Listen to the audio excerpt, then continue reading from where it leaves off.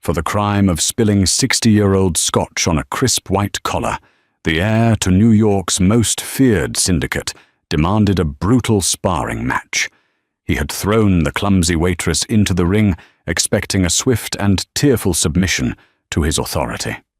To his absolute shock, the woman he intended to punish was actually an undisputed underground champion. The air inside Le Pavillon, a Michelin-starred fortress of culinary excess in Midtown Manhattan, always tasted faintly of white truffles and old money. For Cora Davies it tasted like exhaustion. Her feet throbbed in standard-issue black orthopedics, a sharp contrast to the red-soled Louboutins worn by the clientele she served.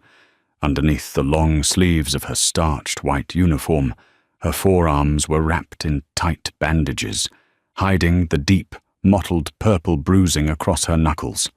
Cora was 24, running on 4 hours of sleep and a diet of lukewarm break-room coffee. She was also drowning in a $150,000 debt. It wasn't her debt. Her father, a man whose love for the roulette tables at the Borgata far exceeded his ability to win, had borrowed heavily from the Lucchese crime family before skipping town. The debt had fallen to her. To survive, she worked 12-hour shifts carrying trays of caviar. To pay it off, she spent her nights at a gritty, unglamorous boxing club in the Bronx, fighting in unsanctioned underground bouts where the air smelled of iron and cheap beer.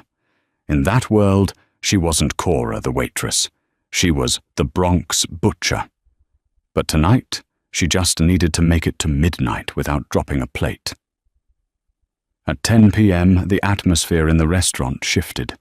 The low, polite hum of the wealthy clientele vanished, replaced by a tense, suffocating silence. The maitre d' practically tripped over his own feet, rushing to the entrance. Rachel Russo had arrived. Rachel was the newly minted underboss of the Russo syndicate, having recently taken the reins after his father's indictment. He was a man carved from marble and arrogance, standing 6'3" with a tailored Tom Ford suit that clung perfectly to his broad shoulders. He moved with the predatory grace of a man who had never been told no in his entire life. Behind him flanked 3 massive men, their tailored jackets bulging slightly where shoulder holsters sat. Rachel didn't wait to be seated. He bypassed the hostess stand and claimed the premier corner booth, a secluded velvet alcove usually reserved for visiting dignitaries or A-list actors. "Davies," the floor manager hissed, his face pale and slick with sweat. He shoved a silver tray carrying a bottle of Macallan, 25, and 3 Baccarat crystal glasses into Cora's hands. "VIP table. Do not speak unless spoken to. Do not make eye contact. Just pour and vanish." Cora took a steadying breath, rolling her shoulders to loosen the lingering stiffness from a heavy bag workout the night before. She navigated the crowded dining room, her eyes fixed on the table. As she approached, she could hear Rachel holding court, his voice, a low, gravelly baritone, dripping with contempt as he berated one of his associates over a botched shipment at the Brooklyn Navy Yard. "If he can't clear the docks by Tuesday, break his knees and find someone who can," Rachel was saying, casually inspecting a gold Rolex Daytona on his wrist. Cora stepped up to the table. "Good evening, gentlemen," she said, her voice perfectly neutral. She placed the glasses down and uncorked the Macallan. Rachel didn't even look up. He reached across the table to grab a complimentary breadstick, just as Cora leaned in to pour. His heavy forearm struck her wrist. The collision was minor, but Rachel, surprised by the sudden contact, jerked his arm back violently. The silver tray tipped, the bottle of Macallan 25, worth over $3,000, slipped. Cora's reflexes, honed by years of dodging left hooks, were lightning fast. She dropped the tray and caught the bottle by the neck before it hit the table, saving the bulk of the liquor. but she wasn't fast enough to stop the liquid that had already left the spout. About 3 ounces of the dark amber scotch splashed directly onto the lapel of Rachel Russo's pristine, charcoal-grey Tom Ford suit. The silence that followed was absolute. The entire restaurant seemed to stop breathing. Rachel looked down at the dark, spreading stain on his silk lapel. Slowly, he raised his head, his dark, dangerous eyes locking onto Cora. There was no fury in his expression, which was somehow far more terrifying, just a cold, calculating void. "Do you have any idea?" Rachel said softly, his voice cutting through the silent room like a straight razor. "How much this suit costs, sweetheart?" His men tensed, hands subtly drifting toward their waistbands. Cora didn't flinch. She placed the bottle upright on the table. She didn't offer a frantic apology or burst into tears like the manager, who was currently sprinting across the floor, babbling apologies. She simply pulled a clean linen napkin from her apron and offered it to him. "I apologize, sir," Cora said, her tone professional, almost bored. "Your arm moved unexpectedly. The dry cleaning will be covered by the restaurant." Rachel ignored the napkin. He stood up, towering over her. He expected her to step back, to cower, to lower her gaze. Instead, Cora tilted her chin up, meeting his stare dead on.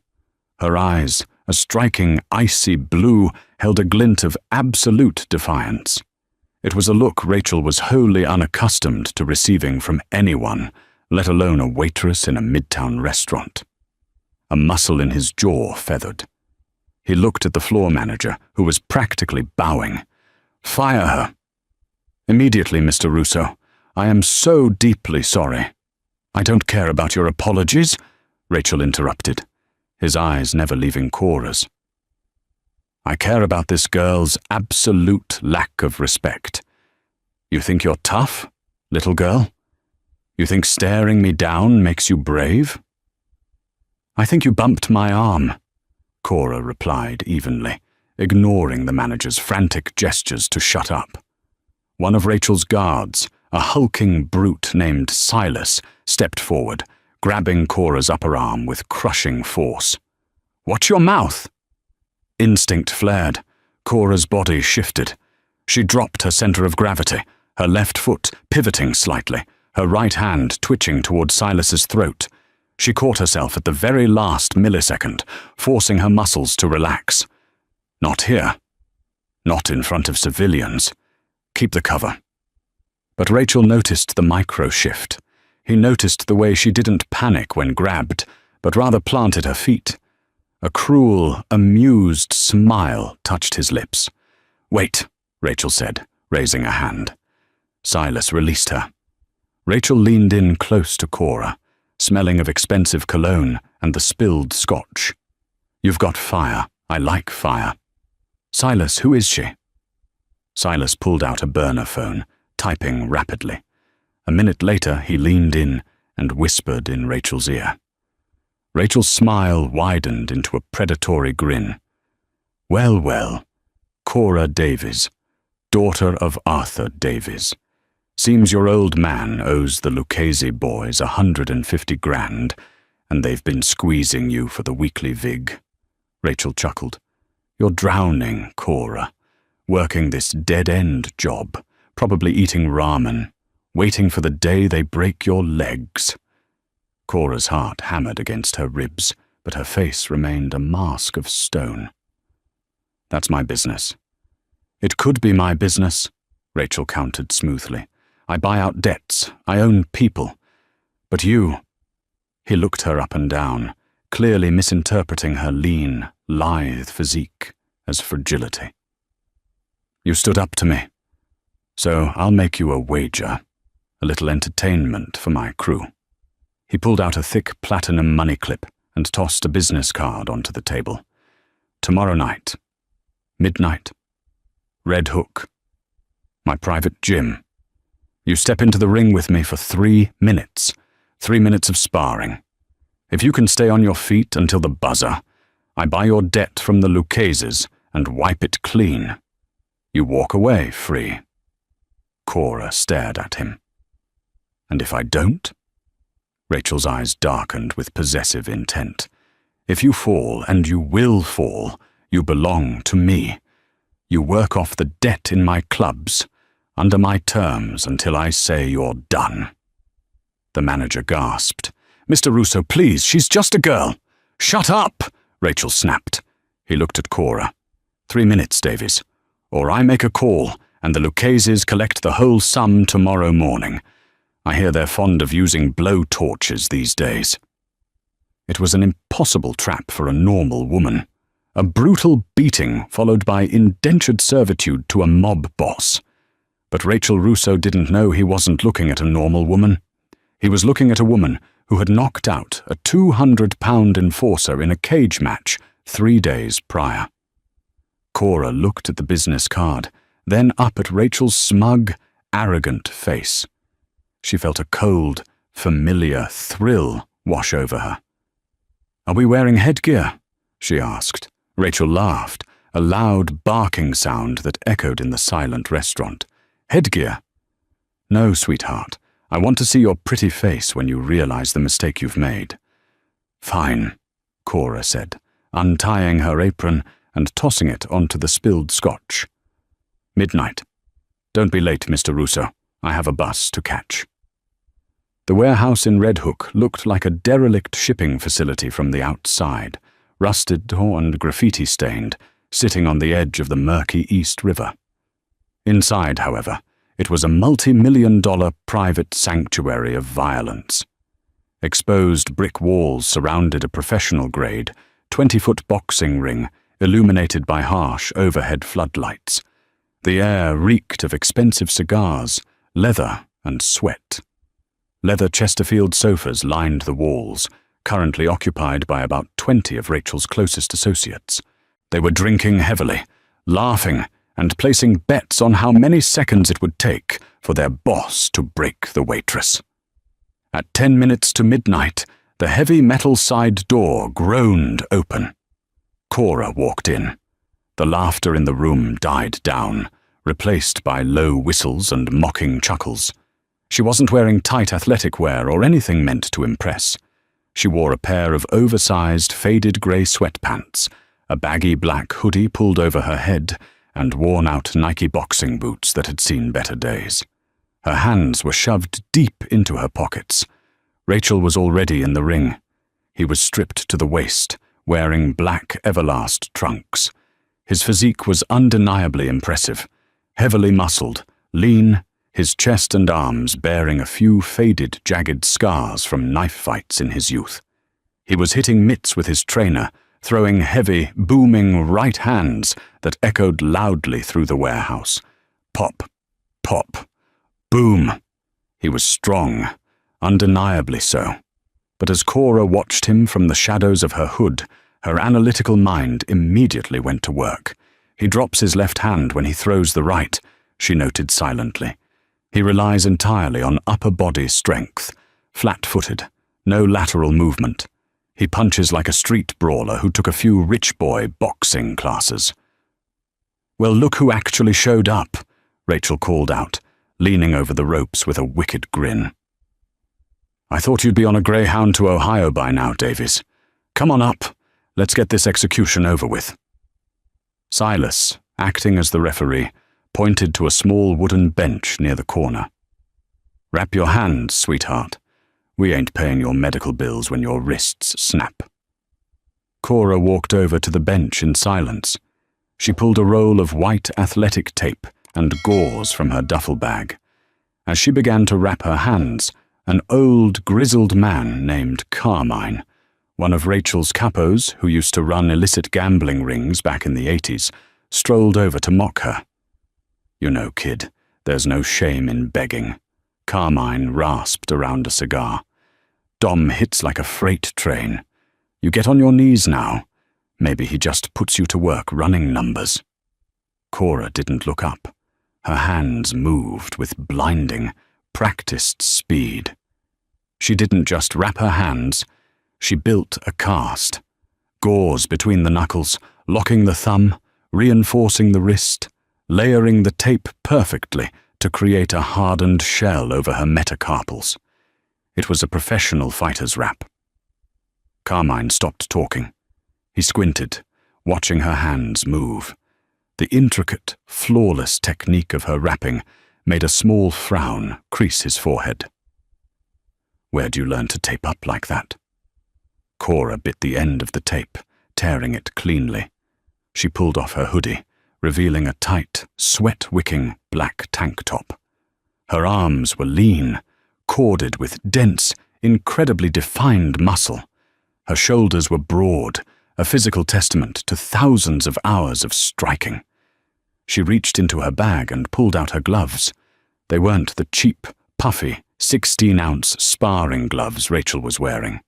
They were 10-ounce Cleto Reyes fight gloves, Mexican puncher's gloves, notorious for having almost no padding over the knuckles, designed for maximum damage.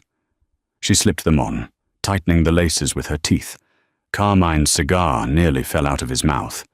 "Hey, Dom," he called out, his voice suddenly lacking its earlier amusement. "She's wearing 10s, Cleto Reyes 10s. Rachel scoffed from the center of the ring, bouncing on his toes. "Let her wear whatever she wants. It won't make a difference when she's unconscious. Get in here, Davies." Cora climbed the stairs, slipped between the ropes, and stepped onto the canvas. The texture of it beneath her boots felt like home. The harsh lights, the smell of fear and anticipation, it triggered a physiological shift in her brain. The exhausted, beaten-down waitress vanished. 3 minutes, Silas said, standing between them. "No elbows, no knees, just hands. You go down and stay down, it's over. Understand?" Cora nodded, her eyes locked on Rachel's chest, not his face, watching the collarbones to predict the punches. Rachel smirked, tapping his gloves together. "Don't worry, Davies. I won't hit you in the face right away. I don't want to ruin my new property." "Ring the bell," Cora said, her voice terrifyingly calm. Ding. Rachel lunged forward immediately. He didn't bother with a jab. He wanted to end it with a spectacle. He threw a massive, looping right hook aimed at the side of her head, a punch meant to decapitate. The crowd of mobsters cheered, expecting to see her fly across the ring. Cora didn't step back. Stepping back was what amateurs did. Instead, she stepped in. She slipped flawlessly to the outside of his punch by a fraction of an inch, the wind of his heavy glove rustling her hair. As Rachel's momentum carried him forward, leaving his ribs entirely exposed, Cora dug her lead foot into the canvas, torqued her hips, and fired a left hook to his liver. It wasn't a wild swing. It was a textbook, biomechanically perfect strike. The sharp, unpadded knuckles of her Cleto Reyes glove dug under his floating rib, compressing the organ with devastating kinetic force. The sound of the impact was a sickening, wet thwack that echoed loudly in the cavernous warehouse. Rachel's eyes bulged. All the air left his lungs in a violent hiss. His brain sent an immediate, non-negotiable command to his body. "Shut down!" His legs turned to jelly, and he crashed to his knees, clutching his right side, his mouth opening and closing like a suffocating fish. He couldn't breathe. He couldn't speak. The pain was blinding, white-hot, and paralyzing. The warehouse went dead silent. The cheering cut off so abruptly it was as if someone had pulled a plug. 20 hardened criminals stared in open-mouthed shock. Their ruthless, terrifying boss had been dropped in exactly 4 seconds by a single punch from a waitress. Cora didn't celebrate. She didn't retreat to a neutral corner. She stood right over him, her guard still up, her breathing perfectly steady. She looked down at his gasping, agonized face. "Get up, boss," Cora said coldly, the title dripping with venom. "We still have 2 minutes and 56 seconds on the clock." Rachel looked up at her through watering eyes. The realization hit him, cutting through the agony of his paralyzed diaphragm. The stance, the slip, The devastating precise power of that liver shot. He hadn't brought a lamb to the slaughter. He had locked himself in a cage with an apex predator. He forced himself up, pure pride and ego, driving him through the debilitating pain. He staggered to his feet, letting out a roar of absolute fury, completely abandoning whatever technique he had. He rushed her, throwing a flurry of wild, angry punches, trying to smother her with his sheer size. Cora became a ghost. She bobbed, weaved, and slipped through his barrage with almost supernatural fluidity. Every time he missed, she made him pay. A stinging jab to the nose that snapped his head back. A stiff cross to the solar plexus that stole his breath again. She wasn't just hitting him. She was dismantling him. She was performing surgery with her fists. By the end of the first minute, Rachel's nose was shattered, blood pouring down his chest. His left eye was swelling shut. He was swinging at empty air, exhausted and terrified, while Cora danced around him, her face completely expressionless. "Stop the fight!" Silas yelled, panicking, reaching for the ropes. "Stop it! Don't you dare touch that bell!" Rachel gurgled, spitting a mouthful of blood onto the canvas. He was the underboss of the Russo family. He could not lose to a girl. He loaded up his right hand for a desperate, final haymaker. Cora saw it coming a mile away. As he threw the punch, she parried it downward with her left hand, completely opening his guard, and stepped into a crushing right uppercut. Her fist connected perfectly with the point of his chin. The sheer force lifted Rachel Russo an inch off the canvas. His eyes rolled to the back of his head before he even began to fall. He crashed backward onto the mat, his arms splayed out cold. The silence this time was heavy, dangerous, and thick with disbelief. Cora stood over the unconscious Mafia boss. She calmly reached up with her teeth, loosened the laces of her gloves, and pulled them off. She dropped the gloves onto Rachel's bloody chest. She turned to face the crowd of stunned, silent mobsters. She locked eyes with Silas, who looked like he was about to draw his weapon out of pure shock. "The debt is cleared," Cora stated, her voice ringing out in the quiet warehouse. She grabbed her duffel bag, threw it over her shoulder, and walked toward the exit, the sea of dangerous men parting for her, without a single word of protest. Rachel Russo drifted back to consciousness, assaulted by the sharp, antiseptic stench of Mount Sinai Hospital's VIP wing. Every inhale felt like shattered glass grinding against his diaphragm. He instinctively tried to touch his face, but his fingers met a rigid plastic splint and thick layers of medical gauze. "Don't move, boss," Silas rumbled from a leather chair in the corner, his massive frame hunched over a tablet. Severe hepatic contusion and a pulverized nasal cavity. Carmine paid the chief of surgery $100,000 to log it as a severe horseback riding accident at your Hampton estate. Rachel forced his good eye open, the other swollen completely shut. The memory of the Red Hook warehouse hit him with the force of a freight train. The blistering speed, the perfect slip, the devastating left hook wrapped in a 10-ounce Clito Reyes glove that had shut his central nervous system down in exactly 4 seconds. Silas braced himself for the inevitable explosion of Mafia wrath. But Rachel didn't roar. A low, dark chuckle vibrated in his chest, cut brutally short by a hiss of pain. He didn't feel the burning humiliation his men expected. He felt an intoxicating, violent obsession.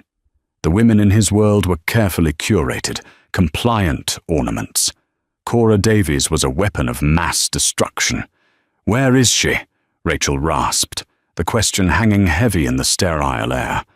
Silas shifted uncomfortably, avoiding eye contact. "Carmine wants her buried for what she did to you, Dom. But that's not the immediate problem. She never went back to her Queen's apartment. Our guys tracked her to a basement sweatbox in Mott Haven, called Gleason's Legacy. The issue is Vinnie Scarlatti found out. Rachel's lone, visible eye darkened. Vinnie was a sadistic, volatile capo for the rival Lucchese family. Vinnie says your gentleman's wager doesn't clear a blood debt, Silas continued grimly. We dug deeper into Arthur Davies. Her old man didn't just owe Vig on a bad roulette streak at the Bellagio. He skimmed 3 kilos of uncut Colombian product from a Lucchese stash house in Astoria before he vanished. Vinnie isn't looking for cash anymore. He's looking to send a message, and he's on his way to that gym right now. The possessive fury that ignited in Rachel's blood was instantaneous and absolute. Cora had won her freedom from him, fair and square. She was his loss, his victor. No two-bit street thug from a rival syndicate was going to lay a single finger on her. Rachel ripped the IV from his forearm, a streak of crimson dripping onto the pristine white sheets. Get the Maybach.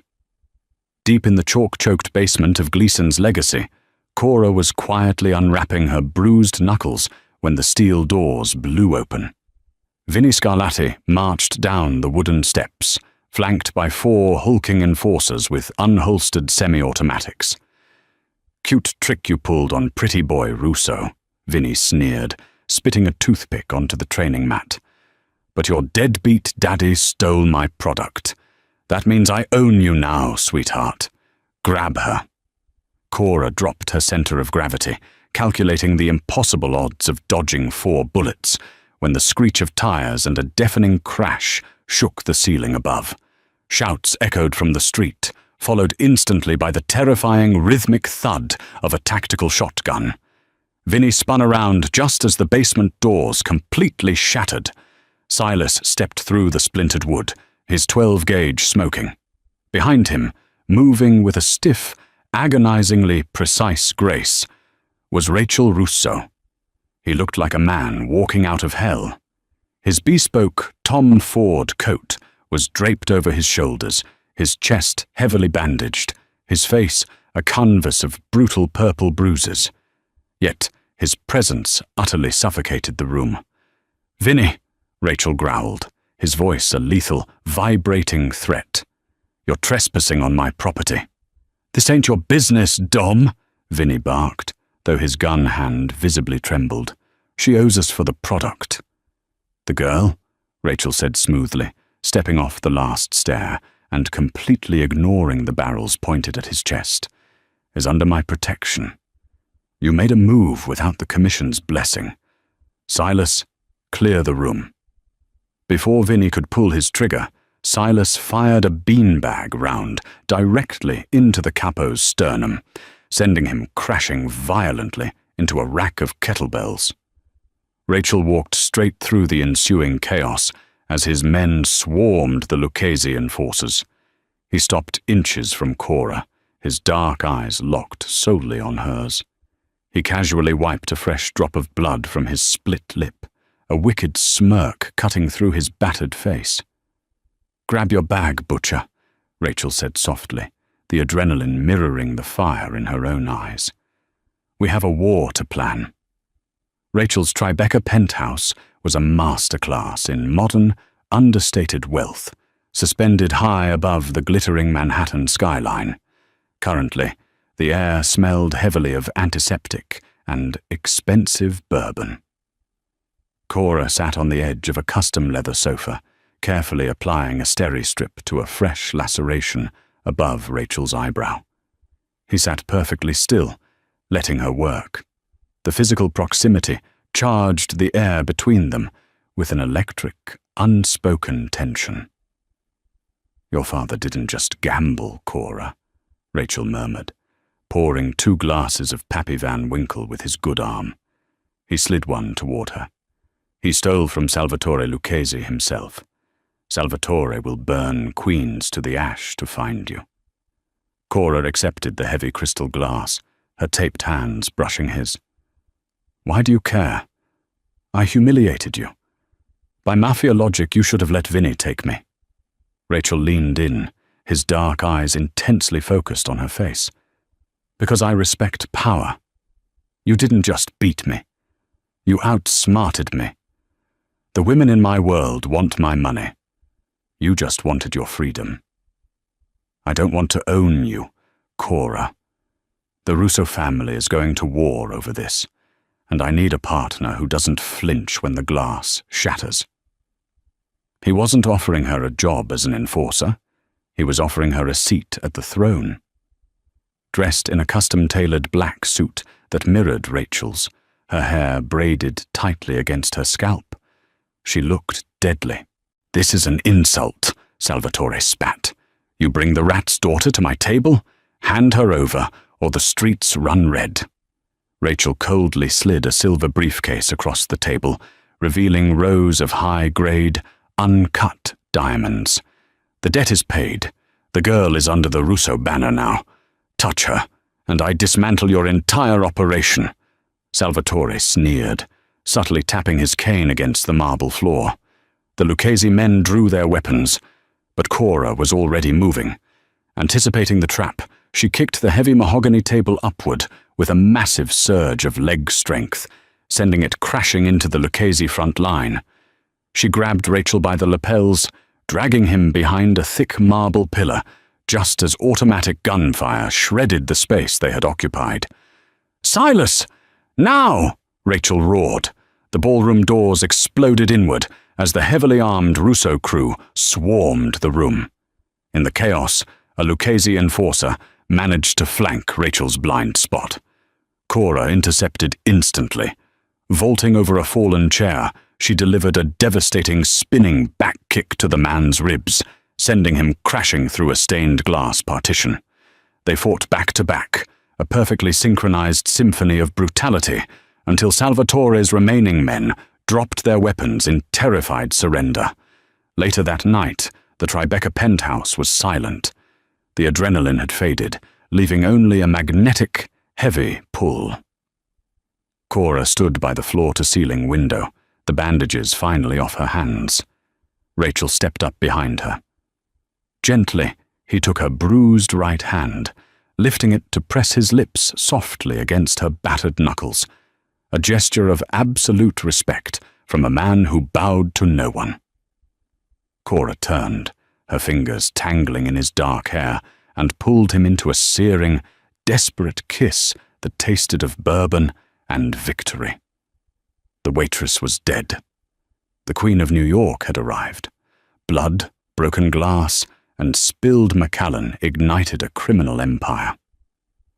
Cora Davies never returned to the restaurant, trading her apron for the dangerous thrill of the syndicate. Beside Rachel Russo, she wasn't just a survivor or a fighter. She became the undisputed queen of New York's underworld. They ruled with iron fists, proving that sometimes the greatest love stories begin with a devastating left hook to the boss's fragile ego.